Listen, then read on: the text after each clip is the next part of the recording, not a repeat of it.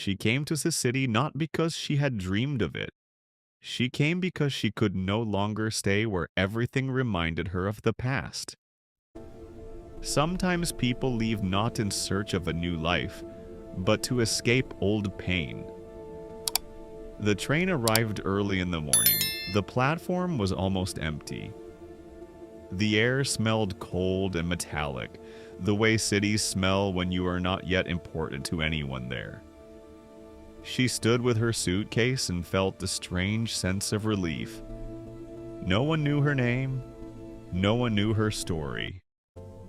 Here she could start over, even if she did not yet know where to begin. The apartment greeted her with silence. Not a comforting silence, an honest one. The kind of silence that does not pretend everything is fine. She walked slowly through the rooms, touching the walls as if to check whether they were real. The windows faced the courtyard? An ordinary courtyard? The kind of place that often becomes a witness to the most important lives. That first night, she barely slept. She listened to the sounds of the building. Footsteps, the elevator, someone coughing behind the wall.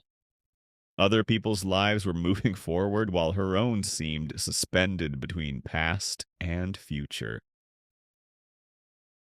In the morning, she stepped onto the balcony with a cup of coffee. The coffee was too bitter, but she did not add sugar. Sometimes bitterness is necessary to feel alive. That was when he noticed her. He had lived in the apartment across from hers for many years, alone. Not because he could not find someone, but because he did not want false things in his life. He worked quietly, lived simply, and had long grown used to being an observer rather than a participant. He saw the woman on the balcony and immediately understood one thing. She was not from here. Not because of her clothes. Not because of her appearance, but because of her eyes. That is how people look when they have lost a great deal, but have not yet decided whether they are ready to search again. He did not stare for long. He looked away, but the image stayed with him. Their first meeting happened a few days later, at the mailboxes. The most ordinary place where important things rarely begin. She held advertising flyers in her hands and one official letter. He approached quietly, as he always did. They stood next to each other for a few seconds without looking at one another. "Hello," she said first. He nodded, smiled, and returned the greeting. Her voice was calm, but there was exhaustion in it. He noticed. She did not. That was how their acquaintance began, one that neither of them took seriously at the time. Days passed. She settled in, bought furniture, learned the roots of the city, learned how to live without constant tension in her chest. And he learned how to live with the thought of her, not obsessively, not painfully, more like living with a melody that once gets stuck in your head and never leaves.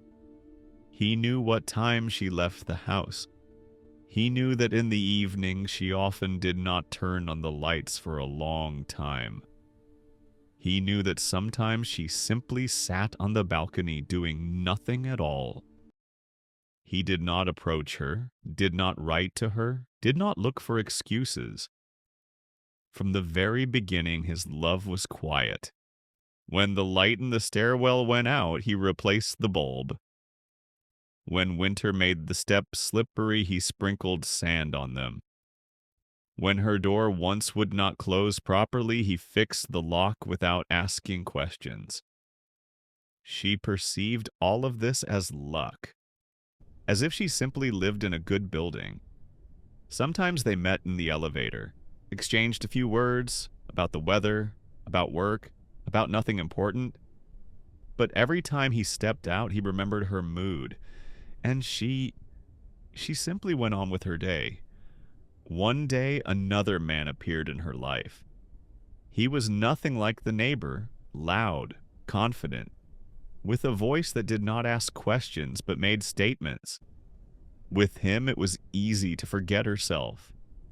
He spoke beautifully, promised a lot, and she allowed herself to believe that maybe this was what a new life looked like. She laughed more often, left the house more often, returned home late more often. The neighbor saw all of this, and every evening he reminded himself of one simple truth. If she was happy, then everything was right. He did not consider himself a victim. He did not pity himself.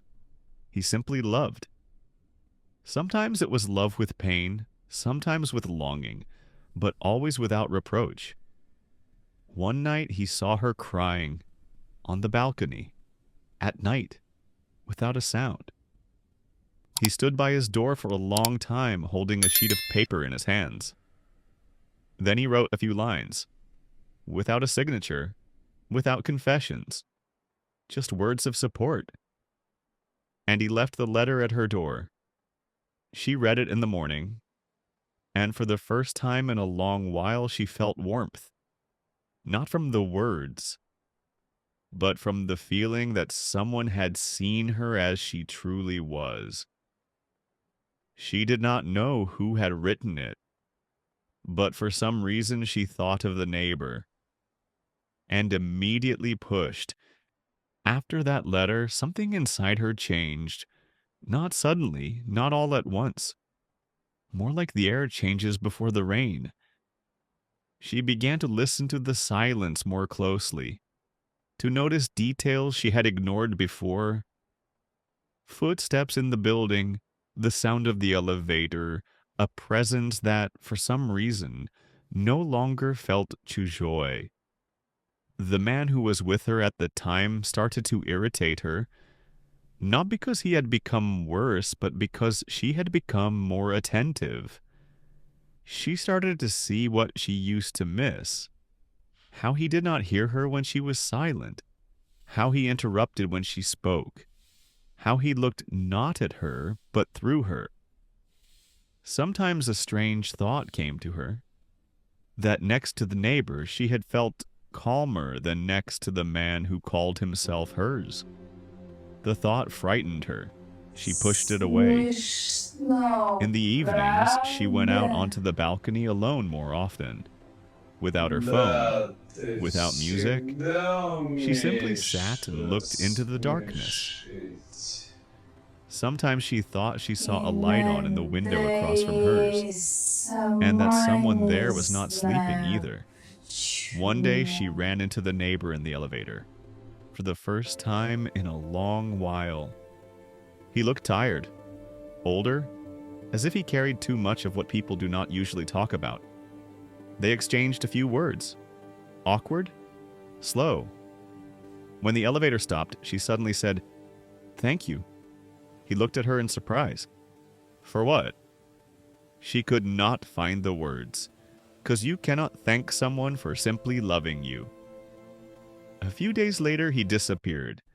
It happened quietly, without goodbyes, without announcements. She did not notice it right away.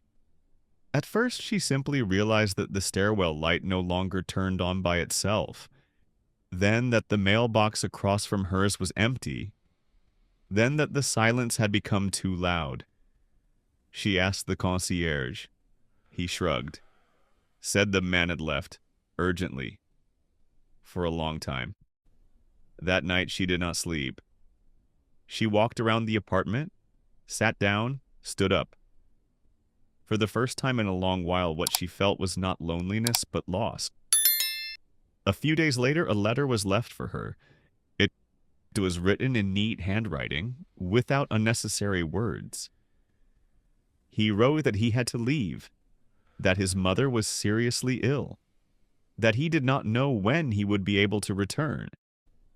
He wrote that he had been glad just to be near her, that some feelings do not require answers, and that he regretted nothing. She read the letter slowly, again and again, and she cried. not because he had left, but because she understood that all this time she had been loved the way people love only once in a lifetime. Time passed. A lot of time. She broke up with that man, without scandals, without explanations.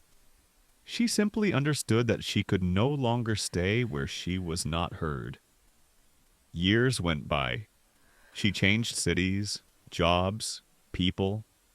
But sometimes, late at night, she caught herself waiting for footsteps in the stairwell. Sometimes she wrote letters that she never sent. She learned how to live, but she never learned how to forget. The years taught her how to live differently, not easier, just quieter. She no longer waited for loud emotions. She did not believe in sudden turns of fate. Love in her mind had become something calm, almost invisible, like breathing. Sometimes she thought she had imagined it all. That the man from the apartment across the hall had been only an episode, a shadow, a story created by loneliness. But whenever she smelled the scent of an old stairwell, or heard the familiar creak of an elevator, something inside her tightened. Memory did not argue. Memory knew. She lived in another city, worked, smiled, sometimes even went on dates. But every time a man beside her spoke too loudly or too confidently, she longed for silence. She was no longer looking for love. She was waiting for recognition. Almost 10 years passed. She returned to that city by accident, a business trip, only for a few days. The building stood in the same place. The facade had aged. The stairwell was darker, but the feeling was as if time had slowed down there. She stood at the entrance for a long time, unable to go inside, as if she were afraid of breaking something fragile within herself. The mailboxes were still there, old, worn. She instinctively touched the one that had once been across from her apartment. And at that moment, a voice sounded behind her. Quiet, calm, painfully familiar. "Are you looking for something?" She did not turn around right away, as if her heart needed one more second to prepare. He stood in front of her, gray-haired, with wrinkles around his eyes, but still the same. Not loud, not hurried, real. They looked at each other in silence. Too many years, too much left unsaid. She began, then stopped. Words were unnecessary. They went outside, sat on a bench near the building, spoke slowly. About simple things. About how he had taken care of his mother. How she had passed away quietly one morning. About how he stayed there because he did not want to start over. She told him about herself, about roads, about cities, about how she sometimes waited for footsteps that never came. He listened, did not interrupt, as always. When evening came, she realized she did not want to leave, but she did not say it. They said goodbye at the entrance, calmly, without promises. That night, she did not sleep. She sat by the window and watched the light in his apartment. In the morning, she knocked on his door. He opened almost immediately, as if he had been waiting.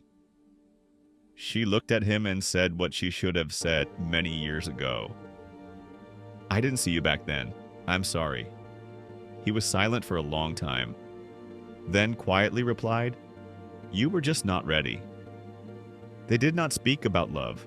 They did not carefully revisit the past. They simply began to walk side by side. Slowly, carefully, honestly. Love did not return. It simply continued.